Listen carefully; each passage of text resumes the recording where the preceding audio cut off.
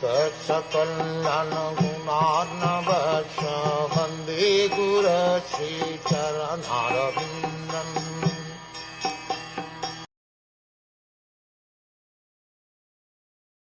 As soon as the symptoms of his liberation were manifest, he saw a very beautiful airplane coming down from the sky, as if the brilliant full moon were coming down, illuminating all the 10 directions.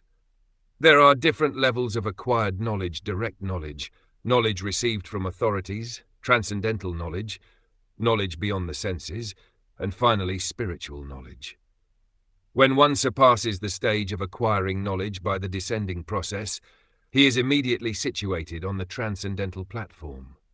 Dhruv Maharaj, being liberated from the material concept of life, was situated in transcendental knowledge and could perceive the presence of a transcendental airplane which was as brilliant as the full moonlight.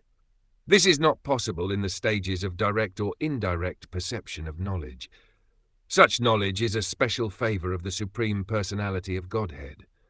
One can, however, rise to this platform of knowledge by the gradual process of advancing in devotional service or Krishna consciousness.